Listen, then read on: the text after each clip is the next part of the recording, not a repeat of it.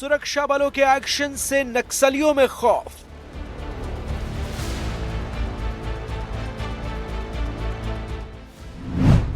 बीजापुर में 22 नक्सलियों का सरेंडर। 6 नक्सलियों पर था 11 लाख का इनाम।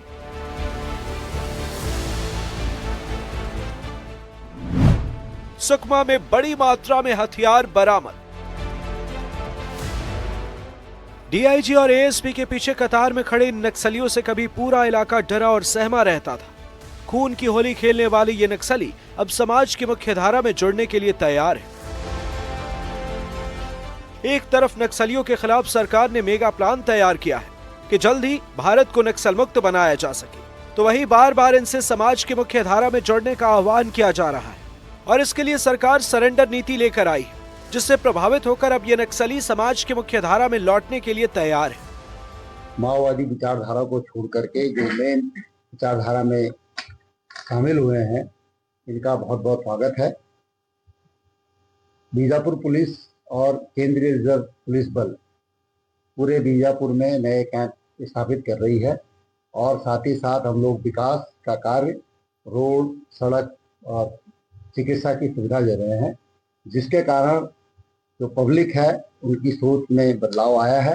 अब वो पब्लिक प्रशासन के साथ में है, तो जिसका हम प्रभाव देख रहे हैं कैंप बनने से पूरे क्षेत्र में, पूरे जनमानस पर एक अच्छा प्रभाव, सकारात्मक प्रभाव पड़ा है, जिससे जो माओवादी विचारधारा को छोड़ करके लोग अब मेन स्ट्रीम में आने को आ रहे हैं। शासन की जो राहत पुनर्वास नीति और आत्मसमर्पण की नीति के अंतर्गत लगातार जिला बीजापुर में नक्सलियों और उनके समर्थकों के द्वारा उनके नक्सल संगठन की धारा से विमुख होकर के, उनके मुंह भंग होकर के लगातार इसमें आत्मसमर्पण किया जा रहा है और इसमें लगातार पुलिस और केंद्रीय पुलिस बल के द्वारा प्रयास किया जा रहा है। इसी क्रम में आज कुल 22 नक्सलियों के द्वारा आत्मसमर्पण किया गया है। इसमें एओबी के सदस्य, इसके अलावा प्लाटून मेंबर्स और तेलंगाना स्टेट कमेटी मेंबर्स इत्यादि कुल 11 लाख के इनामी नक्सली हैं। सुना आपने, बीजापुर में 22 नक्सलियों ने सरेंडर किया है, जिसमें 6 नक्सलियों पर 11 लाख रुपए का इनाम था। अब तक कुल 107 नक्सली सरेंडर कर चुके हैं। वही बात सुकमा की करें तो यहां भी नक्सलियों के खिलाफ सुरक्षा बलों का एक्शन जारी है। अब हम आपको 2 तस्वीरें दिखा रहे हैं, जिसमें पहली तस्वीर बीजापुर की है जहां नक्सलियों ने सरेंडर किया और दूसरी तस्वीर सुकमा की है जहां सुरक्षा बलों के एक्शन के बाद भारी मात्रा में हथियारों का जखीरा बरामद हुआ है। पहली तस्वीर की कहानी तो हम आपको बता ही चुके हैं और बात सुकमा की करें तो मरकनगुड़ा और मेठागुड़ा के जंगल में छापेमारी कर 9 बंदूक, बीजीएल समेत भारी मात्रा में विस्फोटक बरामद किया गया, जिसकी डिटेल एनडीटीवी संवाददाता कुछ इस तरीके से बयां कर रहे हैं।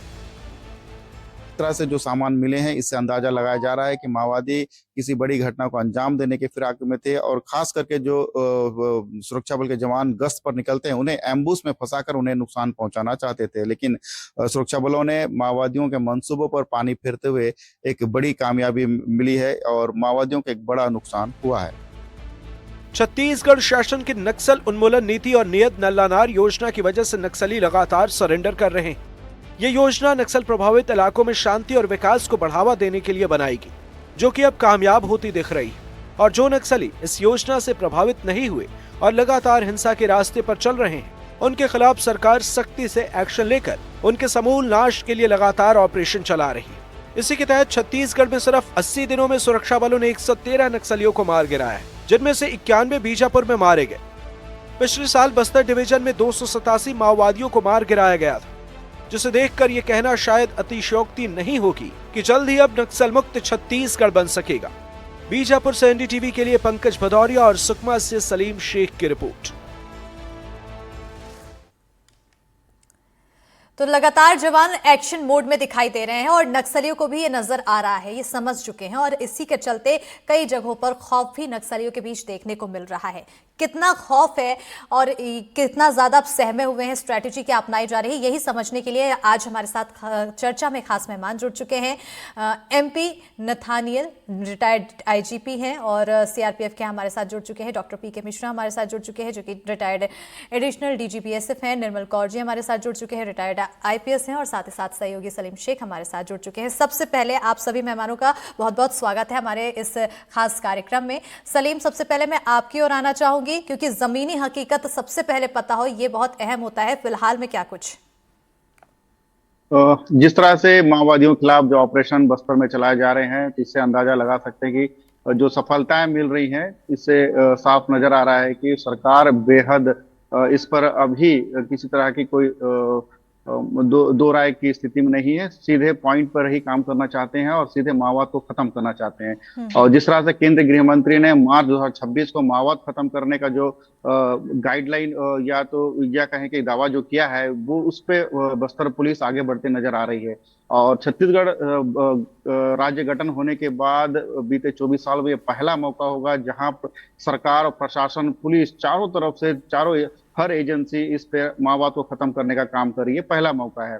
और पहली बात तो यह है कि जो माओवाद प्रभावित इलाकों में पहले तो यही होता था कि कैंप खोल दिया गया और कैंप खुलने के बाद उसे छोड़ दिया जाता था, लेकिन अब वो कैंप सुरक्षा कैंप के साथ साथ सुविधा कैंप के नाम से भी जाना जाता है। इस कैंप से अब सुरक्षा बल ही नहीं रहते, यहाँ से प्रशासन शासन की उन योजनाओं को संचालन करती है जो कई सालों से बंद पड़ी हुई है। तो सीधे तौर पे ग्रामीण अब प्रशासन से सीधे जुड़ने लगे हैं और प्रशासन से बुनियादी सुविधाओं की मांग करने लगे। तो इससे आप साफ जाहिर है कि अब प्रशासन और सरकार सीधे तौर पर माओवाद को खत्म करना चाहती है। माओवाद को खत्म करने के साथ उन इलाकों में विकास करना चाहती है, सड़कों के साथ, स्कूलों के साथ, और साथ ही उन इलाकों में ग्रामीणों को रोजगार के अवसर देना चाहती है। तो सीधा सीधा यही है कि बस्तर में अब हालात बदल रहे हैं, तस्वीर बदलने लगी है।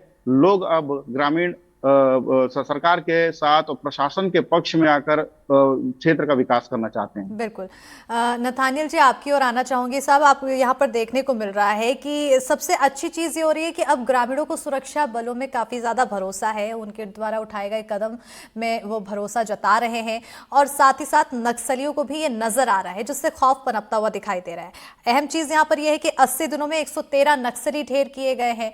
और क्या कुछ ऐसे कदम उठाए जा सकते हैं कि नक्सलियों में बैकफुट पर आ जाए और खौफ बरकरार रहे?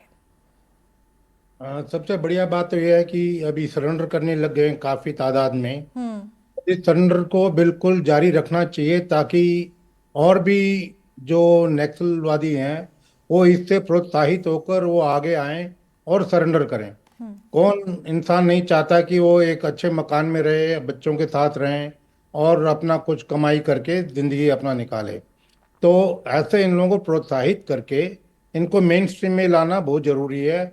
और गवर्नमेंट ने, छत्तीसगढ़ गवर्नमेंट ने अभी ये बहुत बढ़िया एक काम किया है कि सरेंडर पॉलिसी में उन्होंने 10,000 रुपये अमाउंट देने का उन्होंने एक निर्धारित अमाउंट रखा है।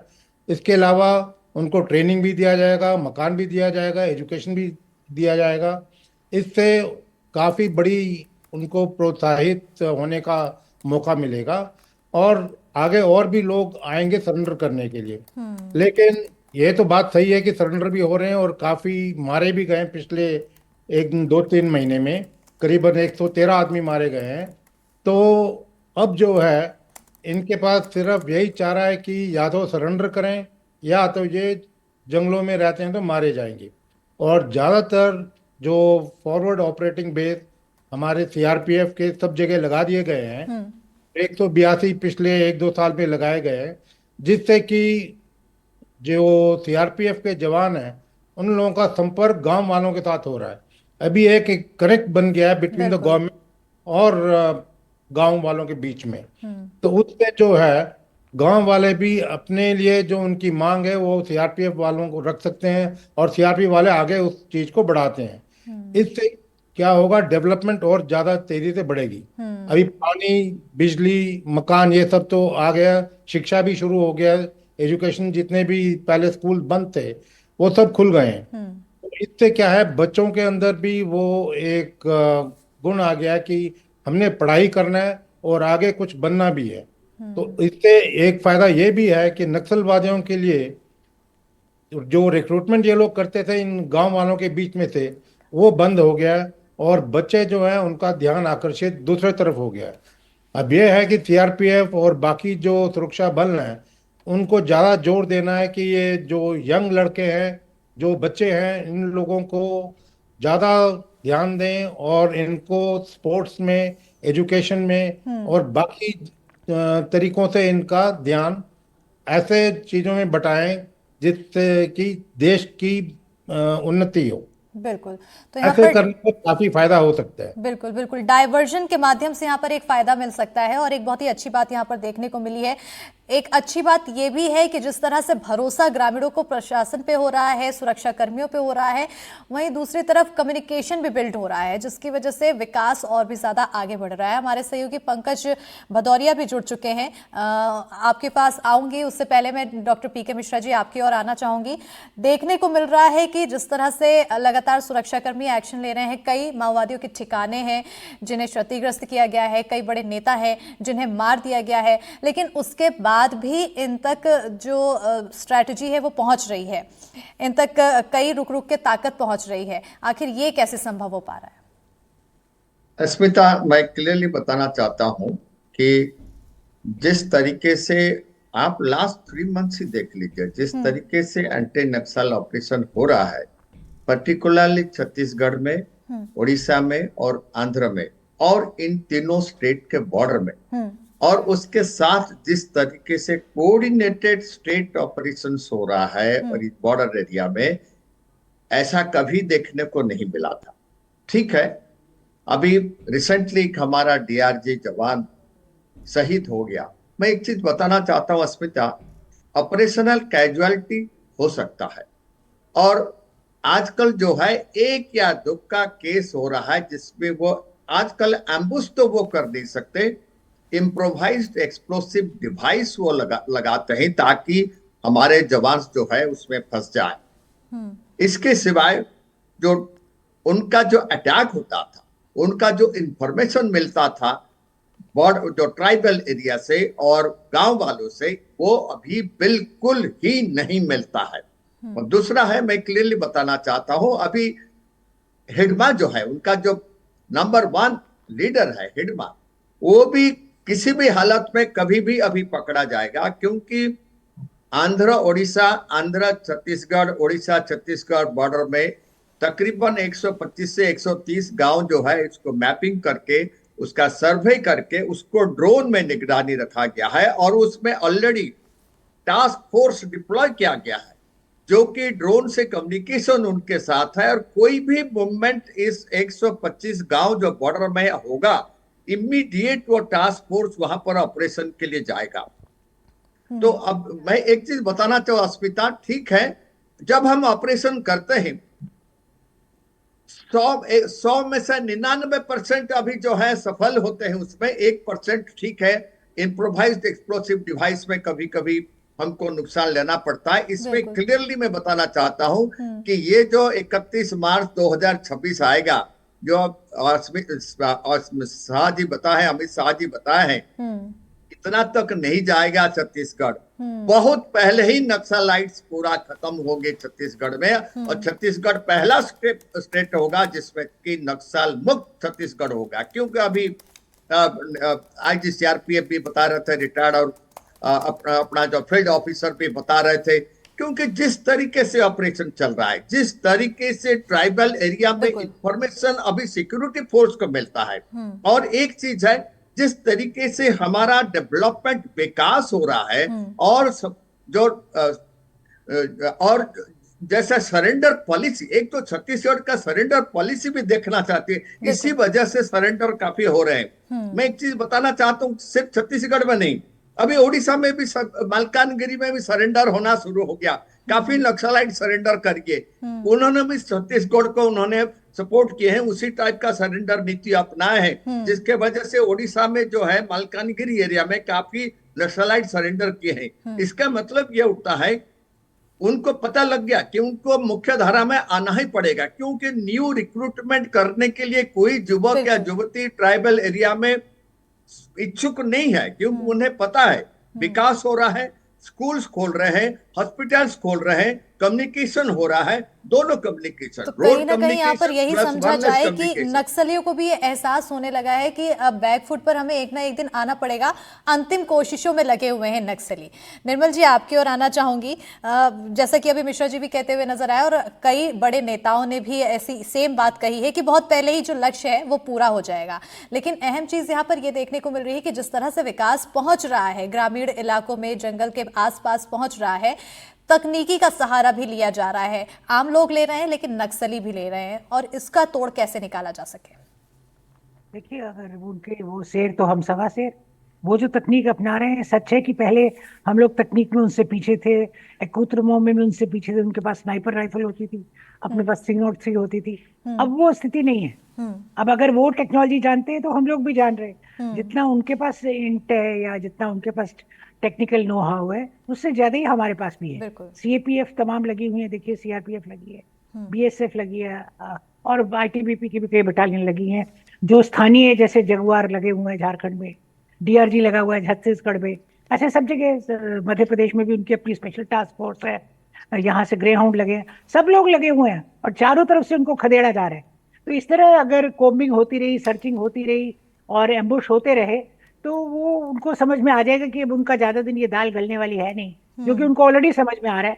और इतनी अच्छी सरेंडर पॉलिसी है, इतनी अच्छी रिहेबिलिटेशन पॉलिसी है और इतना विकास हो चुका है कि हर आदमी को वहां सम्मान से जीने का हक है हर गांव में, और ताकि ये विकास की मुख्य धारा में आए, शांति होगी। देखिए, अबुझ माड़ है जो अपना इलाका, आज तक अबुझ ही है, वहां रेवेन्यू सर्वे तक नहीं हुआ। वहां पर एक आर्मर्ड टैंक का बहुत बड़ा हजारों हेक्टेयर में बनाने की बात चल रही है, जो आर्मी का रेंज बनेगा टैंक्स का।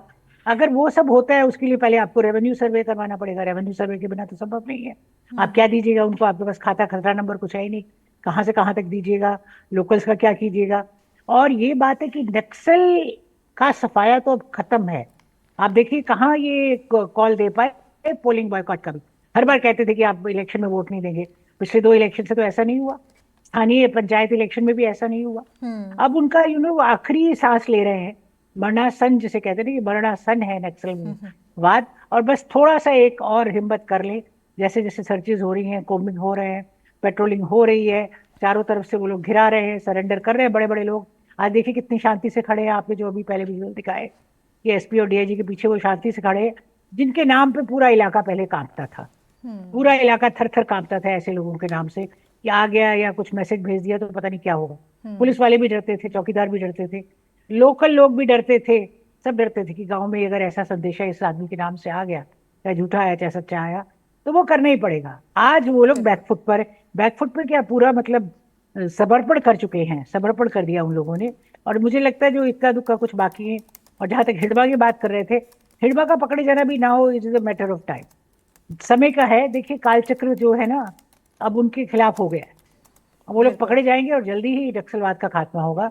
मई 2026 माननीय गृह मंत्री ने डेट दी है और उनका अपना ही कहना है कि मैं इसको थोड़ा प्रीपोन कर रहा हूँ, 31 मार्च 2026 कर रहा हूँ। तो आशा करते हैं कि पुलिस वाले उसको और भी प्रीपोन करके शायद और जल्दी 2-4 महीने कर लेंगे।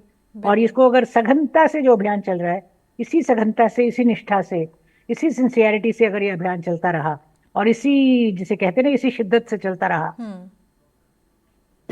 तो बहुत जल्दी इसका खात्मा हो जाएगा। और एक बात मैं यहाँ पे और कहना चाहूंगी कि ठीक है, छत्तीसगढ़ में तो काफी अच्छा चल रहा है, पर आपने देखा कि ये झारखंड हुआ, जैसे अपना जो ये एरिया है, सारंडा का एरिया है, वहां भी अभियान को सघन किए जाने की आवश्यकता है। वहां भी काफी बटालियंस है। इसी तरह कई एरियाज है, बालाघाट का एरिया हुआ एमपी में, कुछ एरिया हैं अपने बीजापुर के ऊपर, अगर आप उधर चले जाइए उधर भी कुछ एरियाज हैं। उन एरियाज को थोड़ा और ज्यादा सघनता से साथ साथ करना है कि यहाँ से अगर कोई भाग के, वैसे उनकी मतलब भागने की कोई गुंजाइश नहीं है, बट अगर कोई जाके वहां छिपता है, वहां शरण लेता है, तो वहां भी अगर ये लगातार दबिश बनी रहेगी, पुलिस को अपनी दबिश बनाए रखनी है, एकदम मतलब प्रेशर बनाए रखना है, एक दबिश दिए रहना है उनपे, ताकि उनके पास, जैसे कि माननीय प्रधानमंत्री ने कहा है, या तो मुख्य धारा को ज्वाइन करो या फिर बहुत ही कठिन, बहुत ही एक्सट्रीम एक्शन फेस करने के लिए तैयार रहो। बिल्कुल। तो मुख्य धारा में आना सबके लिए ठीक है, वो भी इस देश के नागरिक हैं, कोई दुश्मन तो है नहीं। वो लोग मुख्य धारा में आना चाहते हैं, सम्मानित जीवन जीना चाहते हैं, न्यायपूर्ण जीवन जीना चाहते हैं, तो उसके लिए तो सरकार उनका स्वागत कर ही रही है और खुले मतलब फूल बिछा के स्वागत कर रही है। अच्छी सी एक वो बनाई, एक रिहेबिलिटेशन पॉलिसी बनाई है, सरेंडर के टर्म्स इतने अच्छे दिए हैं, उनके लिए नौकरियां हैं, उनके लिए घर है, उनको आजीविका कमाने के लिए स्किलिंग का भी प्रावधान है, कुछ ना कुछ सीट बनी भी दी जाएगी उनको काम करने के लिए। तो मुझे नहीं लगता है कि एक आम सम्मानित नागरिक का जीवन जीने से वो लोग वंचित रह जाएंगे। उल्टा अभी वो जो जीवन जी रहे हैं, दर दर के धक्के खा रहे हैं, जंगल जंगल घूम रहे हैं, ना परिवार का बिल्कुल, पता, अगर वो किसी मुख्य समय धारा मारे से जाएंगे। जुड़ते हैं तो अभी के जीवन से उन्हें बाद के जीवन का बहुत अच्छा बहुत अनुभव होगा। और एक बहुत ही अच्छी हमारी बात तरह आपने ही कही, एक मध्यम वर्गीय जीवन जी पाएंगे। बिल्कुल, एक बहुत ही अच्छी बात आपने कही जिस तरह से कि बॉर्डर लेवल पर भी प्रशासन को काफी एक्टिव रहने की जरूरत है। पंकज, आपकी ओर आना चाहूंगी क्योंकि नक्सलियों में खौफ यहाँ पर है, ये नजर आ रहा है। ग्रामीणों में आखिर सुरक्षा बलों को लेकर जो भरोसा है वो बढ़ता जा रहा है, लेकिन कई बार ऐसी गतिविधियां नक्सलियों की तरफ से देखने को मिलती है कि आम नागरिकों को पकड़कर वो मारते हैं। तो इन सब चीजों को लेकर ग्रामीणों में अभी भी डर की स्थिति देखने को मिलती है, ये आखिर किस हद तक है? देखिए स्मिता, मैं बता दूं कि अभी भी नक्सलवाद और जो नक्सलवाद की जो लड़ाई है पूरी तरीके से खत्म नहीं हुई। हालांकि नक्सलवाद बहुत बहुत बुरी तरीके से बैकफुट पे जरूर है। लगातार जवान ऑपरेशन चला रहे हैं और बड़ा नुकसान नक्सलियों को बस्तर के अंदरूनी इलाकों में उठाना पड़ रहा है। जो उनके पहुंच का महफूज ठिकाना है वहां तक जवान पहुंच रहे हैं। मगर हम कई जगह ग्राउंड रिपोर्ट पे जाते हैं, जैसे कि अभी हाल में ही जहाँ पर 26 नक्सली इनकाउंटर हुए थे वहां पर भी एनडीटीवी की टीम पहुंची थी। उस इलाके में बिजली नहीं है, उस इलाके में पानी की कोई सुविधा नहीं है, उस इलाके में एक भी सड़क नहीं है। ऐसे ही जगह को नक्सली अपना महफूज ठिकाना बनाते हैं और सरकार के खिलाफ वो वहां पर एक हवा भरते हैं और अपनी एक रणनीति चलाते हैं। तो सरकार को एक ऐसी एक रणनीति बनानी पड़ेगी कि नक्सलवाद के खात्मे के साथ ऐसे अंदरूनी इलाकों में पहुंचे जहां पर विकास जैसे जैसे पहुंचेगा वैसे नक्सलवाद अपने आप बैकफुट पर जाएगा। और रही बात नक्सलवाद की, तो नक्सलवाद जो बंदूक वाले नक्सली हैं उनको लगातार सरकार मार रही है। इसके साथ साथ में जो नक्सलवाद की विचारधारा है उसको भी अंदरूनी इलाकों में मारने की जरूरत है, क्योंकि वो विचारधारा तभी वहां पर मरेगी जब सरकार की हर एक सीधा ग्रामीणों तक पहुंचेगी और ग्रामीण स्वतः सरकार की सारी सुविधाओं से जुड़ेंगे। जी बिल्कुल, तो एक ही विचारधारा की यहाँ पर बात भी आती हुई नजर आ रही है। और साथ ही साथ अगर जमीनी स्तर पर देखा जाए विकास वो कितना ज्यादा बढ़ रहा है, सलीम, विकास की बयार आखिर कितनी अधिक? जी बिल्कुल, जगरगुंडा, चिंतलनार और किस्टाराम जैसे जो इलाके हैं ये तो पहले 1.5 दशक से ये इलाके कटे हुए थे। यहाँ प्रशासन की पहुंच हुई है, पंचायत सचिव तक नहीं पहुंच पाता था। लेकिन अब जैसे हालात धीरे धीरे बदलते जा रहे हैं, जिस तरह से सरकार और प्रशासन उन इलाकों तक पहुंचने लगी है, कैंप स्थापित किए जा रहे हैं, तो ऐसे अब इन हालातों में सड़कें बन रही हैं और सड़कों के साथ बुनियादी सुविधाएं पहुंच रही हैं। यही एक कारण है कि ग्रामीणों को जो विश्वास है सरकार के प्रति, प्रशासन के प्रति लगातार बढ़ते जा रहा है। सबसे बड़ी बात है सरकार, छत्तीसगढ़ सरकार की जो समर्पण नीति है उसमें बड़ा बदलाव आया है और इस बदलाव के कारण ही अब नक्सली जो है सरेंडर करते जा रहे हैं। जिस तरह से उन्हें मकान दिया जा रहा है, नौकरी दी जा रही है और जो सरकारी योजनाएं हैं उससे उन्हें जोड़ा जा रहा है। खासकर उन्हें उनकी विवाह भी किया जा रहा है, क्योंकि नक्सली संगठन में उनकी शादी करने से मना किया जाता है माओवादियों द्वारा। लेकिन अब उन्हें शादी भी करवाया जा रहा है और नौकरी भी दी जा रही है। तो ये तमाम जो योजनाएं हैं सरकार की जो मिल रही है, इससे ग्रामीण अब जुड़ने लगे हैं, बुनियादी सुविधाएं मिलने लगी। एक बड़ा इम्पैक्ट अब माओवादियों के ऊपर पड़ने लगा है और माओवाद जो है संगठन जो है लगातार कमजोर होते जा रहा है। बिल्कुल, नथानियल साहब आपकी ओर आना चाहूंगी कि एक बहुत अहम सवाल ये है कि जब भी नक्सलियों की बात होती है तो हिडम्बा जैसे बड़ी नक्सलियों के नाम सामने आते हैं, याद आते हैं, जहन में आते हैं। तो ऐसे में ये लगता है कि जब तक हिडम्बा जैसे बड़े नक्सली प्रशासन की गिरफ्त में नहीं आते हैं, ये जो नक्सल मुक्त एक लक्ष्य हम देख रहे हैं वो लक्ष्य पूरी तरह से अधूरा होगा। आखिर कैसे इन्हें पकड़ा जाए? उसके लिए तो केवल इंटेलिजेंस से ही मालूम पड़ सकता है कि ये हिडमा कहाँ है। और जो पकड़े जा रहे हैं, जो सरेंडर हो रहे हैं, उनके इंट्रोगेशन से काफी कुछ खबर मिल सकती है कि हिडमा किस तरह, क्योंकि वो एक जगह रुकता नहीं है तो कहीं ना कहीं मूव करता रहता है। उस मूवमेंट के बारे में तभी मिल सकता है खबर जब जो सरेंडर्ड हैं या जिनको पकड़े जा, जो अरेस्ट होते हैं, उन लोगों को पकड़ के इंट्रोगेशन किया जाए। अब ज्यादातर इन लोगों को, क्योंकि ये ज्यादा इकट्ठे होते नहीं है 20-30 के तादाद में, क्योंकि इनको मालूम है 20-30 के तादाद में अगर इकट्ठे होते हैं तो इंटेलिजेंस पहुंच जाता है सिक्योरिटी फोर्सेस को और वो पकड़े जाते हैं, मारे जाते हैं। तो इसलिए अब ये कोशिश ये करेंगे कि आईईडीज वगैरह लगाएं जिससे कि उनको कोई नुकसान ना हो और सिक्योरिटी फोर्सेस पे ज्यादा नुकसान किया जाए। मैं पहले आईजी ऑफ झारखंड में था, तब थरंडा फॉरेस्ट में काफी ऑपरेशन किए थे, जिससे कि वो तकरीबन पूरा जंगल साफ कर दिया गया। अभी परसों तरसों वहां कोई आईडी ब्लास्ट में एक सीआरपीएफ के सब इंस्पेक्टर शहीद हुए हैं। तो ऐसे छुटपुट घटनाओं में ये लोग कुछ ना कुछ कोशिश करते रहेंगे। बिल्कुल। जो बचे हुए हैं उन लोगों का थोड़ा मोरल हाई करने की कोशिश करेंगे। वही जैसा कि अभी निर्मल जी भी कहती हुई नजर आ रही थी कि आखिरी सांसें हैं उसको बरकरार रखने की कोशिश यहाँ पर नक्सलियों द्वारा देखने को मिल रही है। और ऐसे में बहुत ही अहम हो जाता है कि इन बड़े नक्सलियों को जल्द से जल्द पकड़ा जाए और जल्द से जल्द इनका खात्मा किया जाए। डॉक्टर पीके मिश्रा जी, आपकी ओर आना चाहूंगी क्योंकि अंतिम समय चल रहा है, अब हमारे कार्यक्रम का अंतिम पड़ाव है। तो ऐसे में एक अहम सवाल ये कि स्ट्रैटेजी अभी तक जो अपनाई जा रही है वो सकारात्मक देखने को मिल रही है, लेकिन इसे और ज्यादा सकारात्मक तौर पर देखने के लिए किस तरह का बदलाव किया जा सकता है? बिल्कुल अस्मिता, मैं क्लियरली बताना चाहता हूं, जिस तरीके से अभी ऑपरेशन चल रहा है, ऑपरेशन जो होता है ये well coordinated operation, tactical operation होगा in coordination with all states. Particularly हमारा इंटर स्टेट बॉर्डर को एब्सोल्युटली मजबूत करना पड़ेगा और उसको ड्रोन के मार्फत में उसमें कम्युनिकेशन रखना पड़ेगा। एक तो लॉजिस्टिकल डेवलपमेंट और development of tactical weapons, third हो गया ड्रोन कम्युनिकेशन, फोर्थ हो गया इंटर स्टेट बॉर्डर का डोमिनेंस, और main is intelligence, field intelligence, जो कि उसी गांव से हमको मिलना चाहिए। मैं ये अभी बताना चाहता हूं, मलकानगिरी से अगर वो एस्केप करना चाहता है छत्तीसगढ़ को, तुलसी डुगरी साइड को, कोई भी मिलिटेंट अभी नक्सलाइट्स अभी ऑपरेट नहीं कर सकता है, क्रॉस नहीं कर सकता है। हिडमा अभी छत्तीसगढ़ से ना उड़ीसा जा सकता है, ना वहां जा सकता है, आंध्र जा सकते हैं। बॉर्डर को बिल्कुल अच्छा निगरानी करके रखे हैं, तो इसलिए coordinated operation between DRG, between all state forces, between paramilitary forces and all IRB battalions, ये बहुत जरूरी है।